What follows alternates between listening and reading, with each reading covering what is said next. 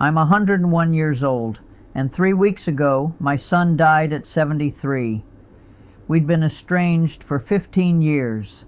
15 years of Christmas cards I didn't send, phone calls I didn't make, apologies I didn't offer. And when he was dying, his wife called me and said, "He wants to see you." So I went. I sat by his hospital bed, held his hand, and waited for him to tell me he regretted the distance between us. Waited for him to say he wished we'd reconciled sooner, but that's not what he said. He looked at me with those tired eyes and said, "Mom, I regret that I never learned to disappoint people." That's it. Not our fight, not the years of silence. He regretted spending his whole life trying to make everyone else happy, and 3 days later he was gone. I've spent 70 years being angry at all the wrong things, angry at neighbors who didn't mow their lawns properly, angry at my daughter-in-law for how she raised the grandchildren, angry at the world for not working the way I thought it should. But sitting there watching my son take his last breaths, I realized something that nobody, not your parents, not your therapist, not your spiritual guru will ever tell you.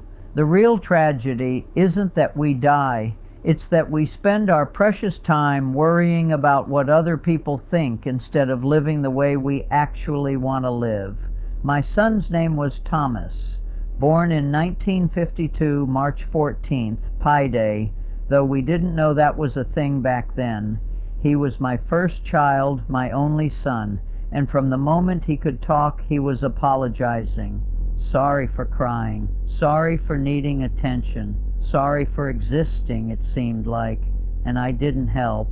I was young, 22 years old, married to a man who expected dinner at 6 o'clock sharp and a wife who didn't make waves. So I taught Thomas what I'd been taught. Be good, be quiet, don't cause problems, make people like you. He took that lesson and ran with it, straight into a life he didn't even want. Thomas became a lawyer because his father wanted him to, married Patricia because she was the kind of woman our family approved of, had 2 children because that's what you did, worked 70-hour weeks at a firm that treated him like a machine, and every single Sunday he'd call me and I could hear it in his voice. The exhaustion, the emptiness, the slow death of someone who'd spent 50 years doing what everyone else wanted. And did I tell him to quit?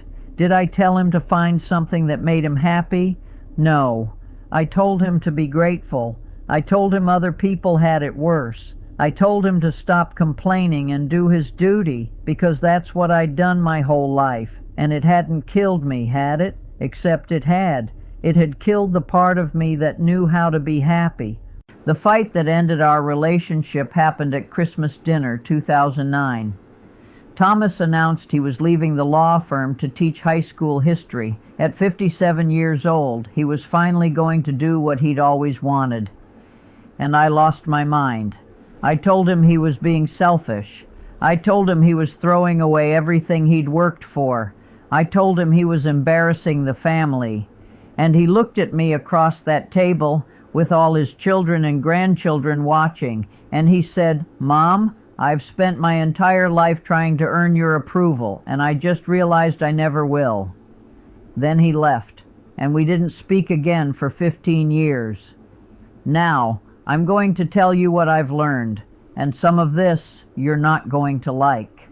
Some of it you're going to think makes me a terrible person, but I'm 101 years old, and my son is dead, so I don't particularly care what you think anymore. And maybe that's the first lesson right there.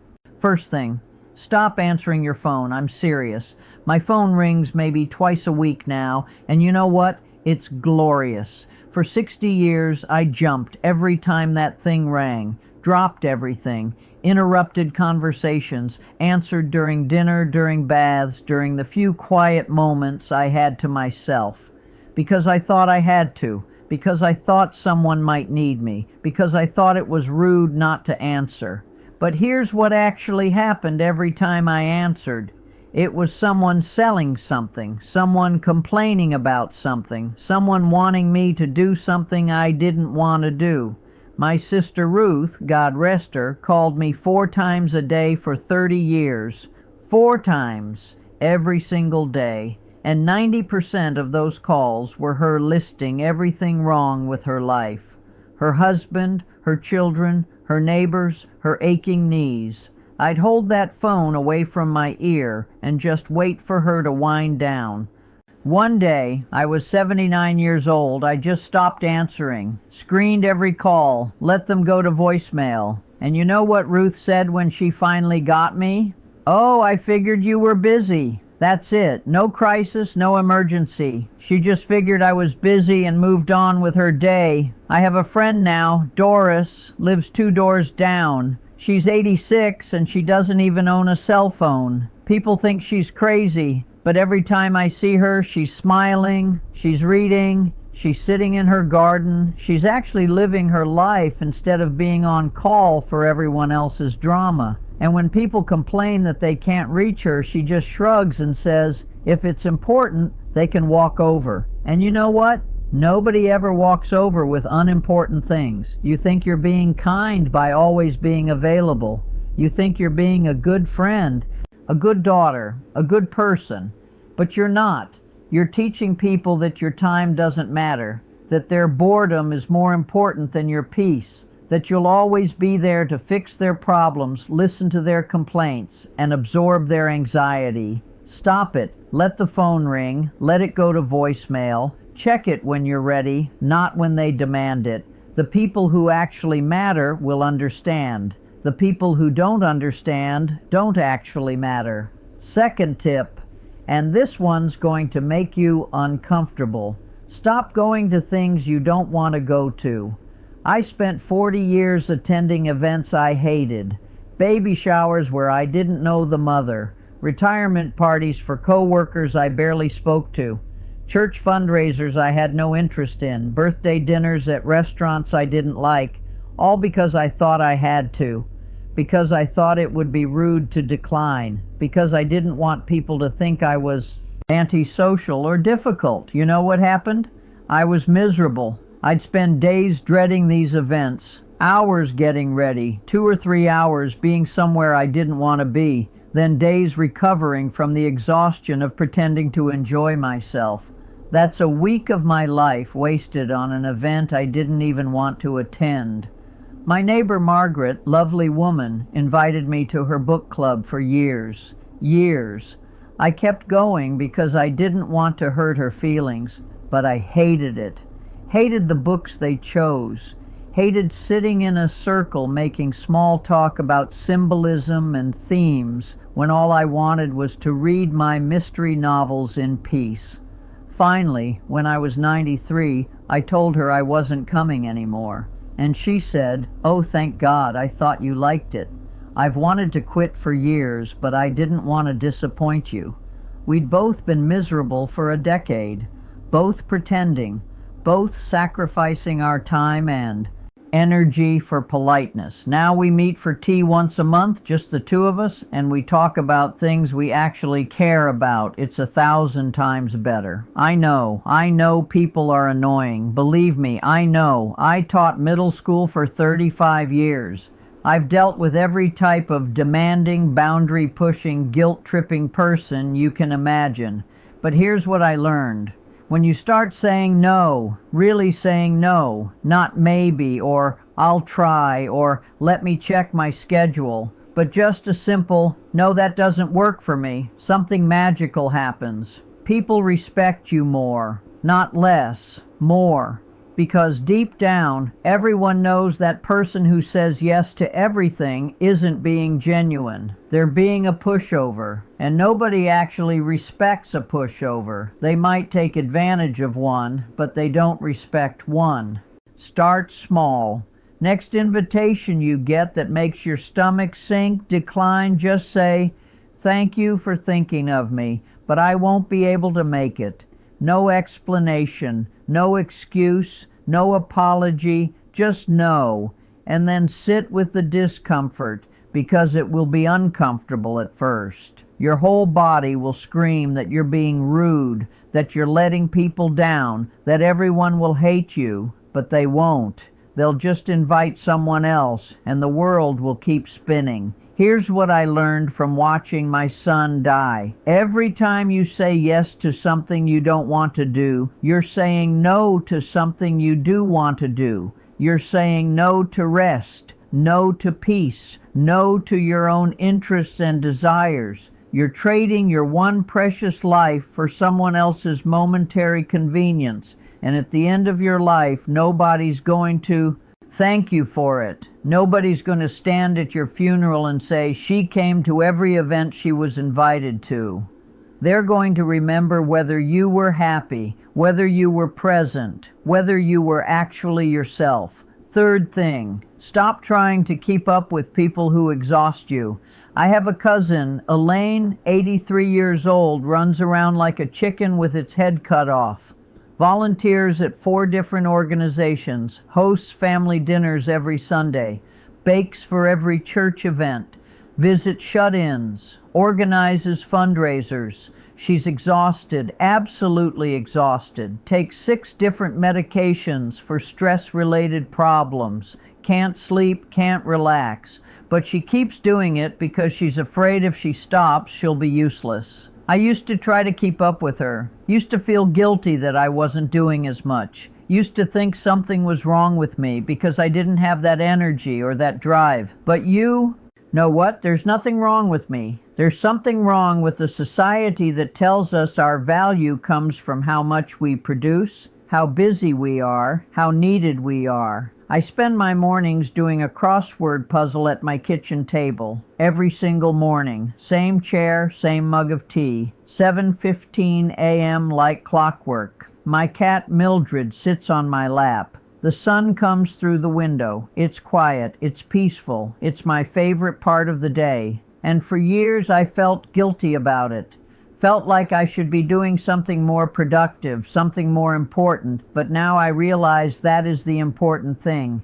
That moment of peace, that choice to start my day on my own terms, that refusal to let the world's chaos invade my morning. That's not selfish, that's survival. You're going to meet people who make you feel bad for having boundaries, people who thrive on chaos and expect you to thrive on it too. People who measure their worth by their exhaustion and think you should do the same.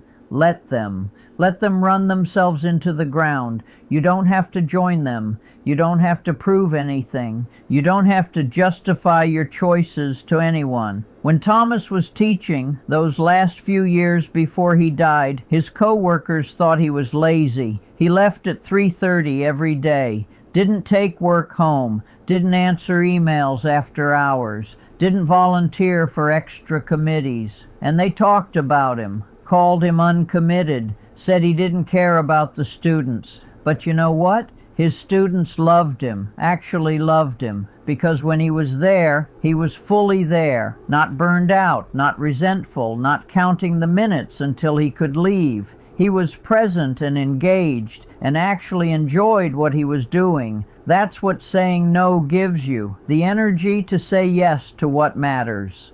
Fourth tip, stop explaining yourself. This one took me the longest to learn. For decades, every time I made a decision someone didn't like, I'd fall all over myself explaining, justifying, providing evidence for why my choice was reasonable, as if I needed permission to live my own life. When I told my sister I wasn't hosting Thanksgiving anymore, I spent 20 minutes explaining. My knees hurt. My house is too small. I don't have the energy anymore. On and on. And she listened to all of it and then said, well, I think you're being selfish. All those reasons, all that explanation, and it didn't matter. She'd already decided I was wrong. The next year, my daughter asked if I'd babysit her kids every Tuesday. I just said, no, that doesn't work for me. She asked why. I said, it just doesn't. And that was the end of it. No argument, no guilt trip, because I didn't give her anything to argue with. People will always have opinions about your choices. Always. You could cure cancer, and someone would say, you should have done it faster. So stop trying to make everyone understand. Stop trying to get everyone's approval. Just make your decision and let people feel however they're going to feel about it. My friend Helen, 92 years old, moved into assisted living last year. Her children were furious. They wanted her to stay in her house, wanted to hire help, wanted to visit more often and take care of her. But Helen didn't want that. She wanted to be around people her own age, wanted activities and socialization, wanted to not worry about maintaining a house. So she moved, and she didn't explain, didn't defend, just said, "This is what I'm doing," and did it. Now she's happy as a clam, playing bridge every Thursday night and flirting with the widower in room 208. Your life belongs to you, not to your children, not to your parents, not to your spouse or your friends or your co-workers, to you, and you don't owe anyone an explanation for how you choose to live it. Fifth thing, and this is the one I wish I'd learned 70 years ago. Stop trying to fix people who don't want to be fixed. I spent decades trying to help people who didn't want help, giving advice nobody asked for, trying to solve problems people were perfectly happy complaining about, exhausting myself, trying to save people who didn't want to be saved. My daughter, she's been unhappy in her marriage for 30 years. 30 years. I've listened to her complain about her husband at least once a week for 3 decades. And for most of that time, I'd offer solutions. Leave him, go to counseling, set boundaries, get a hobby, make friends, on. And nothing ever changed, because she doesn't want it to change. She wants to complain. She wants sympathy. She doesn't want solutions. So 5 years ago, I stopped offering them. Now when she calls to complain, I just say, and that sounds difficult. And you know what? She's just as happy, maybe happier, because I'm not pressuring her to do something she doesn't want to do. And I'm definitely happier because I'm not wasting my energy on a problem I can't solve. Thomas was like this too. For years he complained about his job, hated it, absolutely hated it. And I'd tell him to quit. Find something else. Life's too short. But he didn't want to hear it. He wanted to complain and have me validate his suffering. And when I finally stopped trying to fix it and just listened, our relationship got better. Not good enough. Not good enough to prevent 15 years of silence, but better. Here's the truth. Most people don't want solutions. They want sympathy. They want someone to witness their pain, and that's okay. You can give them that, but you don't have to fix them. You don't have to take on their problems as your own. You can love someone and still let them make their own mistakes. When Thomas finally did quit the law firm, finally did start teaching, it wasn't because of anything I said. It was because he was ready. And if I'd spent those years pressuring him, he probably would have associated the decision with me instead of owning it himself. Let people live their lives, even if you think you know better, even if you can see them making mistakes, even if it breaks your heart to watch. They're adults. They get to choose. And you get to decide how much energy you want to spend worrying about choices that aren't yours to make. Now I need to tell you something, and this is the part that still keeps me awake at night. 3 weeks before Thomas died, before the cancer diagnosis, before the hospital, before that final conversation, he called me. I was making dinner. I let it go to voicemail. Told myself I'd call him back later. But I was angry, still angry after 15 years, still holding on to my righteousness like it was going to protect me from something. I never called him back. And then his wife called instead with the news that he was dying. That voicemail is still on my phone. I've listened to it maybe 100 times. He just says, "Hey Mom, it's Thomas. I was thinking about you. Hope you're well. Call me when you get a chance." That's it. Nothing urgent, nothing dramatic. Just a son reaching out to his mother. And I didn't call him back because I was too busy being right. I think about all the years we lost, all because I couldn't let go of control, couldn't accept that his life was his to live, not mine to direct. Couldn't swallow my pride and just say I was sorry. I thought I was teaching him a lesson. Thought if I stayed angry long enough, he'd realize I was right and apologize. But he didn't. He just lived his life without me in it. And then he died. At his funeral, his daughter spoke. She talked about how happy he'd been these last 15 years, how he'd found himself, how teaching had given him purpose and joy, how he'd finally become the person he was meant to be. And I sat there realizing that while I'd been nursing my anger, he'd been healing. While I'd been waiting for an apology, he'd been building a life he actually wanted. While I'd been standing on principle, he'd been learning to disappoint people, including me. That's what he meant in the hospital when he said his regret was never learning to disappoint people. He didn't mean it as an accusation. He meant it as a revelation. He'd finally learned, but it took him 73 years, and he wanted me to know, wanted me to understand that the thing I'd been angriest about, his selfishness in choosing his own path, was actually the thing that saved him. I held his hand, and I told him I was proud of him, told him he was right to choose himself, told him I was sorry for making him feel like he had to earn my love by sacrificing his happiness. And he smiled, squeezed my hand, and said, "I know, Mom. I figured it out." Those were the last words he ever said to me. So here's what I'm telling you, and I need you to really hear this. All those people you're trying to please, all those obligations you're honoring, all those yeses you're saying when you want to say no, none of it matters. None of it. At the end of your life, you're not going to care who you disappointed. You're going to care whether you lived, whether you made choices that were true to yourself, whether you spent your time on things that actually mattered to you. Stop waiting for permission. Stop waiting to be less busy. Stop waiting for people to understand. They won't. They'll think you're selfish. They'll think you're difficult. They'll think you're letting them down. Let them think it. Their opinions are not your responsibility. My son died with one regret, but he died happy. He died knowing he'd figured it out. He died having spent his last years doing what he loved. And that's more than most people get.